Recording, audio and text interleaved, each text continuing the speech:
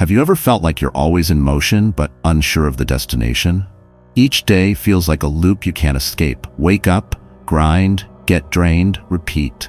You're functioning, yes, but there's a strange emptiness beneath it all. A quiet whisper that maybe life could mean more, something richer, fuller, stronger. But you're stuck wondering where to begin. You're not broken. You're not failing. You simply haven't been shown a better path yet. Enter Stoicism, the ancient code that shaped minds like Marcus Aurelius and Epictetus. It's not here to sugarcoat life or promise comfort. Instead, it offers something far more valuable: power over the one thing truly yours, your mind. It's a framework for resilience, a weapon for peace, not a bandage, but a foundation. This video isn't for passive watching. It's a tool, a nightly checkpoint, a space to breathe, realign, and remind yourself you're not at the mercy of the world. You're in command of how you respond to it. Number 1, no one cares that much. Really. You walk into a cafe and knock over a cup. Water spills, eyes glance, and suddenly you're spiraling, certain everyone is judging. But moments pass, people go back to their phones, their talks, their worries. No one's replaying your slip. The reality? Everyone is too wrapped in their own worlds. Their insecurities, deadlines, texts, plans. Your mind makes the moment bigger than it is. It always does.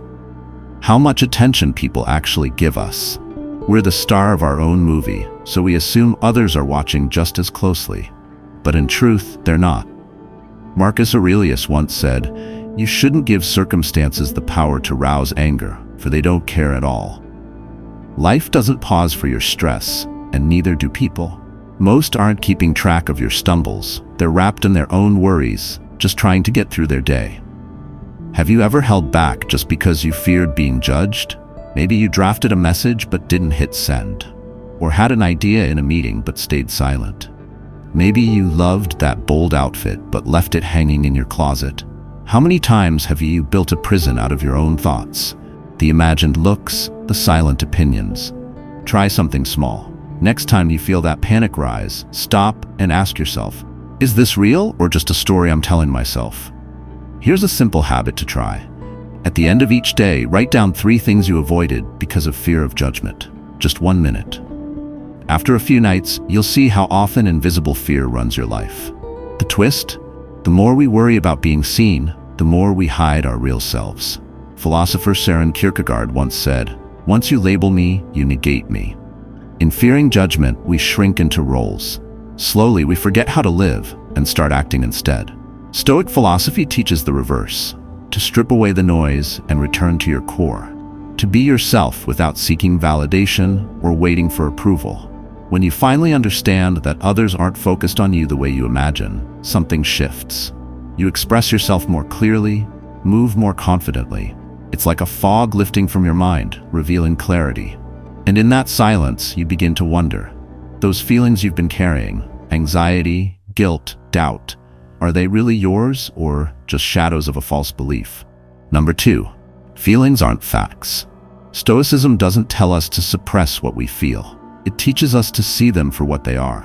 Feelings are not reality, they're signals, a reaction to perception, not to truth. You may feel offended by harsh words, but if a child said the same, you'd smile. That shift shows us emotions aren't fixed. They're shaped by past experiences, mental habits, and blurred thinking. So why do we let them lead our lives like they're absolute truth? Epictetus once said, "What disturbs people is not things but their judgments about things." That's the heart of Stoicism. Anger, fear, envy. They aren't the events, but how we choose to interpret them. A missed call isn't rejection. A short reply isn't disrespect. But we cling to feelings like they're maps, forgetting how often they steer us wrong. The truth, the louder the emotion, the more we believe it's real. But how often have you looked back and seen how it misled you? That's why sometimes the wisest thing you can do is pause. Instead of reacting right away, give yourself a pause, just a breath, just a moment. Ask yourself, what exactly am I feeling? And is it really true? It's a small question, but it has the power to shift everything that follows. You don't need silence or a peaceful space to do this. Practice it in everyday moments, in traffic, in line at the store, or when someone's words sting. Every emotional surge is a doorway to awareness, an opportunity to train your mind. Think of your mind like a house. Emotions come in like visitors.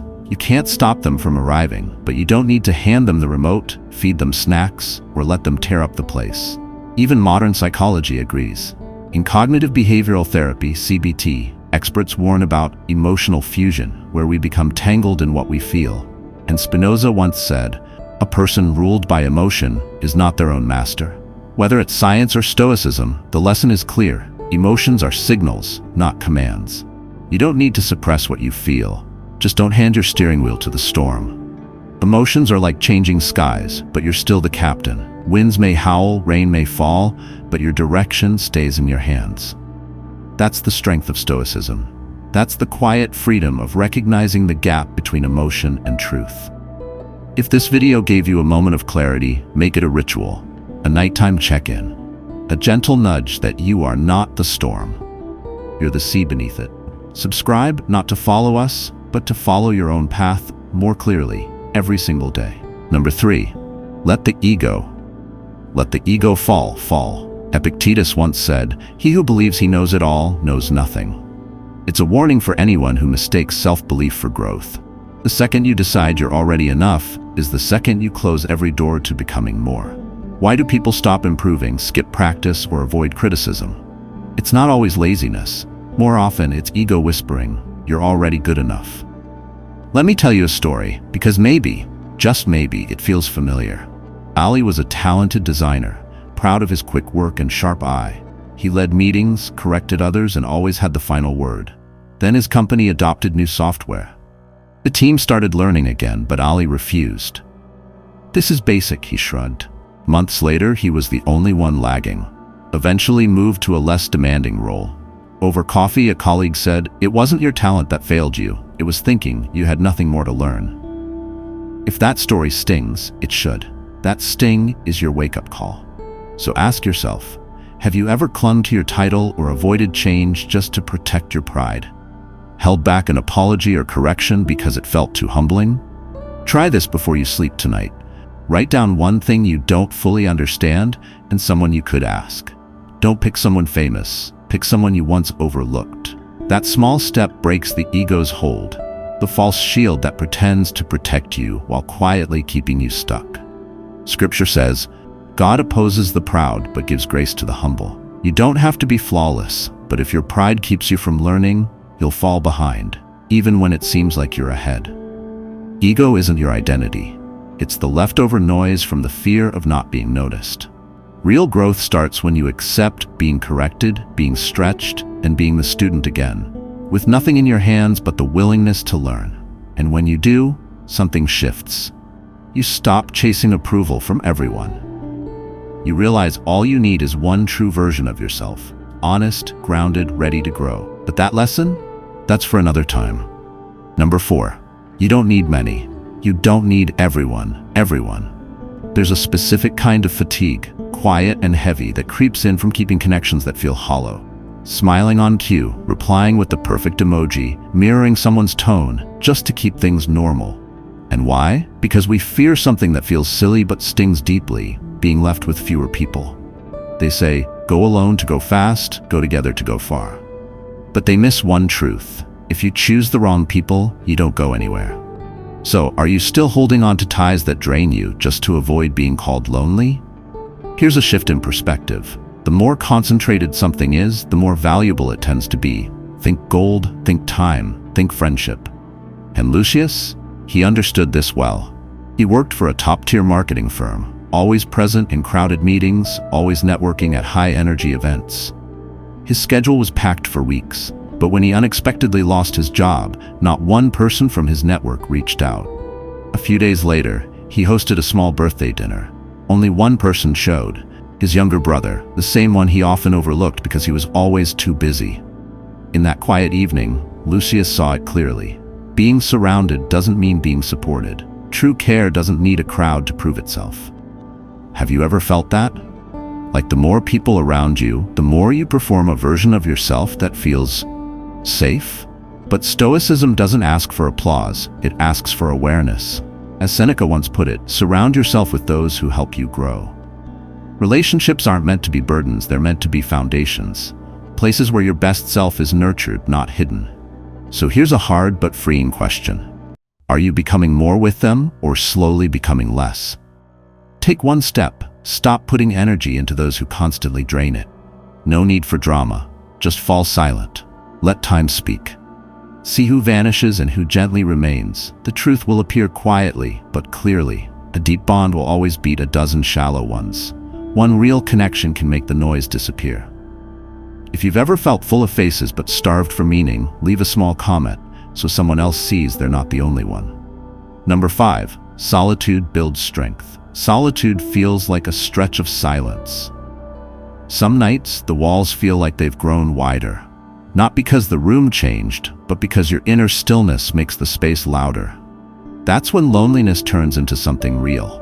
It's no longer just a word, it sits next to you like a quiet presence, unmoving. But here's the truth. It didn't come to harm you. It came to show you what the noise never could. We grow up thinking happiness depends on being around others. Lively chats, quick replies, laughter bouncing off cafe walls, as if silence itself is some sort of failure. But that belief comes from an untrained mind. A Stoic doesn't escape loneliness. They meet it head-on, like a warrior sharpening his blade after a long day. Marcus Aurelius once wrote, "Nowhere can man find a quieter or more untroubled retreat than in his own soul." So why let the outside world's noise overpower your inner calm? Try this. Set aside 10 minutes each night. No music, no phone, no screens, just your breath and your being. At first it may feel awkward, like something is missing, but soon you'll find what's been waiting all along, your own presence. Real solitude, when welcomed, becomes a space to build mental strength. It lets you listen to your patterns, your cycles. Have you noticed which thoughts play on repeat? Can you spot the ones that sound like you and the ones that don't? Often, people feel the most lost while surrounded, not for lack of people, but because they forgot how to return to themselves. That's where Stoicism and Buddhism align in a surprising way. Stillness isn't passive, it's a path inward. You don't need a forest retreat or a distant mountain, just stillness, just presence, just you. And if you're serious about mental mastery, give yourself a few minutes each day like a monk would. Not for escape, but for reconnection. No scrolling, no approval, just quiet. Stillness isn't empty, it's the birthplace of everything meaningful. And from that space, you'll stop dreading loneliness, because in solitude you'll finally hear the voice that truly matters, your own. The one that gently guides you when everything else feels loud. Have you ever sat alone and felt calm without needing music, messages, or movement? Or do your fingers reach for anything that fills the silence? That question is worth asking every night. Because if you can't sit with yourself, you're giving away your mental space to everyone but you. Loneliness isn't your foe, it's a strict but wise teacher. And if you're bold enough to learn from it, you'll grow stronger than those who stayed surrounded but never really grounded. Number 6, be kind to yourself. There are nights when you lay there not for sleep but to question everything you did. Why'd I say that? Why didn't I choose better? The same questions scratch your mind over and over like a broken track. You think it's accountability, but it's actually entrapment. Stoicism doesn't mean dodging pain, it means standing in it without letting it paralyze you. Marcus Aurelius once wrote, "Don't burden yourself with the weight of your entire life. Don't overfill your mind with fears that haven't happened. Instead, face what's in front of you and ask, why can't I handle this?" Regret is only useful if it fuels growth. If it just drags you back, paralyzing you with shame, it's no longer awareness, it's quiet self-harm. Made a poor decision? Good. That means you're alive. That means you're trying. The only people who never stumble are the ones who never step. So now, a choice. Will you keep that mistake tucked into every step like a pebble in your shoe, or will you finally let it fall behind? Forgiving yourself isn't about escaping consequences. It's about releasing the energy you're pouring into regrets that can't be reversed. Imagine spilling a glass of water. You don't stand there all day whispering, "I should have held it tighter." You grab a towel, clean it up, and move on. So ask yourself, how many minutes today did I spend stuck in self-blame instead of taking action? That's time you'll never get back. And maybe it's worth asking why you're holding on. Are you punishing yourself because you think you should suffer? Because you think that's how growth works? But here's the truth. You don't have to keep paying for a mistake made by a version of you that no longer exists. Unless, of course, you keep acting like that version still runs your life. If you want real freedom, try this tonight. Write down the thing that's been weighing on you, the moment you wish you could undo. Then ask yourself, what am I actively doing to prevent it from happening again? The more clearly you answer, the more power you regain. Growth doesn't come from perfection. It comes from owning your story, then choosing differently. Wisdom isn't found in never slipping. It's found in knowing when to stop, breathe, and say, that's enough now. I've carried the lesson. I don't need the guilt anymore. Forgiving yourself doesn't mean forgetting. It means refusing to stay stuck. It gives your hands space to build, to repair, to try again. If you've stayed with me this far, you're not just hearing words, you're facing them. And that puts you far ahead of most. Tap like if you're ready to stop looking back and finally take your next step forward. Stay with us until the end, because everything that follows isn't just advice. It's part of a bigger, more meaningful picture. A picture of a clear-headed, grounded, and resilient life. High expectations hurt. We often expect the world to work in our favor, only to feel disappointed when it doesn't. But Stoics remind us, when you are delighted with anything, be delighted as with something not your own. When someone you love passes away, say, I've given him back. Let go of what you can't control. Expectations are like anchors dropped into the ocean, but the world is a boat that never stays still. Someone once asked me, so should I stop expecting anything at all? No. Expect, but turn that expectation inward. Don't expect to reap what you haven't sown. Don't long to be loved the way you want if you haven't yet learned to love others the way they need. Let me tell you about a man named Daniel. You should hear this story because there might be a piece of yourself in it, or at least a part of you that once thought the same way Daniel did. Daniel was a banker, hardworking, dependable, always hoping his efforts would be recognized. He stayed late, picked up slack from teammates, and quietly wished for a promotion. But when the opportunity came, it went to someone else, someone newer with less experience. Daniel was crushed. He lost his drive. He started believing that life was unfair. One night, sitting alone, he thought to himself, I've been living by other people's expectations, not my own standards.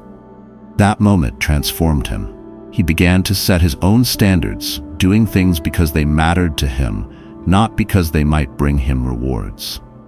Daniel's story isn't just to inspire you, it's meant to show something important. Expectations often pull us away from the present. If your mind is constantly focused on what should happen, you'll miss what is actually happening. The simplest practice to break free from this cycle is to pause every time you feel disappointment rising and ask yourself, what was I expecting just now? Was it something I could control? If not, let it go. It's like holding onto a hot stone. The tighter you grip it, the more it burns. Scripture reminds us, do not be anxious about tomorrow, for tomorrow will be anxious for itself. Peace doesn't come from knowing what's ahead, but from not letting it weigh you down today. Every night before bed, reflect on one expectation you've been carrying. Then write down one action you can take instead. Of course, we're human. We'll keep expecting. But the real question is, will you let those expectations control your life? And maybe learning to let go of expectations also means learning to let go of other things, because everything eventually slips away. That's the next lesson. Nothing lasts forever. One day, the shirt you love will wear out. Your closest friend may change or move away. The hair you brush every morning will eventually turn gray. Nothing stays the same. And because of that, everything becomes precious. We live as though things will last forever and feel betrayed when they don't. But have you ever asked yourself, if everything eventually slips away, why do we cling so tightly? Marcus Aurelius once wrote, "Loss is nothing else but change, and change is nature's delight." You can't hold on to the wind, just as you can't keep people by your side forever. Instead of grieving the truth, the Stoic learns to love life because it is fragile. Picture yourself looking at an old family photo. The faces, the expressions, the gestures, they're frozen in a moment that will never return. What makes that photo beautiful isn't its perfection, but the fact that it's unrepeated. Everything we love will eventually disappear. That's not a tragedy. It's a reminder to stay awake to what we have while we have it. Living this way doesn't require grand gestures. It can be as simple as this. Each morning, before checking your phone, look around. The person you live with, the sunlight at the window, the warmth of your coffee, and say quietly to yourself, "This moment may never come again." Just that one sentence can slow the world down. When you're talking to someone, try imagining it's the last time you'll hear their voice. Not to feel sad, but to really listen. It's the nearness of goodbye that makes love deeper. Some people think understanding impermanence makes life bleak, but actually it gives you strength. Because once you truly grasp that everything can be lost, you stop taking anything for granted. You start living with gratitude instead of complaints. You act instead of waiting. You forgive, knowing no one stays long enough to hate forever. Impermanence doesn't darken life, it makes it shine. Have you ever thanked someone you love, not for something big they did, but simply because they're still here? If not, do it today. Pause. See the familiar with fresh eyes. Let the future's inevitable losses remind you to live more fully now. So if you truly understand that nothing lasts forever, comment, "Nothing lasts." To mark the moment you began living more consciously, starting today. You can lose money and earn it back. Lose a job and find another. Lose love and fall in love again. But once time passes, it never returns. The most valuable thing you're losing every day makes no sound. It's time. People fear losing money, yet they spend time as if they have an endless supply. Have you noticed how often we put off what truly matters just to do things that don't? Mindless scrolling, endless small talk, waiting for the right time to finally start living. The problem is, that moment never comes. Why are we so protective of our possessions, yet so generous with the one thing we can never buy back? Maybe you should hear this story, not because it's dramatic, but because it's quietly happening all around you. Jacob is a 54-year-old baker in a coastal town. He wakes at 4 a.m. and has been baking for 30 years, almost without pause. He once promised his wife they'd go to Italy, her dream, once they saved enough to open a bakery of their own. They finally did, but by then she fell ill. The trip never happened. The day she died, Jacob didn't cry. He baked an almond tart, her favorite, and placed it beside their wedding photo. He sat there, watching it cool, never taking a bite. No one really understood why, but he did. Because what he thought was waiting for the right time turned out to be time that never came. And that tart was the apology he never got to say out loud. Jacob didn't quit his job, but from then on, every afternoon, he took a 30-minute walk along the beach. No phone, no watch. He didn't change his whole life. He just stopped trading time for things that didn't truly matter. So what are you trading your time for? Is it worth it? If you're unsure, that's your signal to pause. Here's something simple that works. Every morning, write down just one thing that, if you did it today, you wouldn't regret anything if tomorrow never came. Just one. Do that, then let the rest of your day be lighter. And eventually, you'll realize the most precious things don't cost money, but they do cost your time. And that's the one thing you can never afford to waste. Money is a tool, and yet people lose sleep over it as if it defines their worth. But in truth, it's just a knife so sharp that if you don't know how to hold it, you'll end up cutting yourself. The irony, we treat that knife like it's jewelry.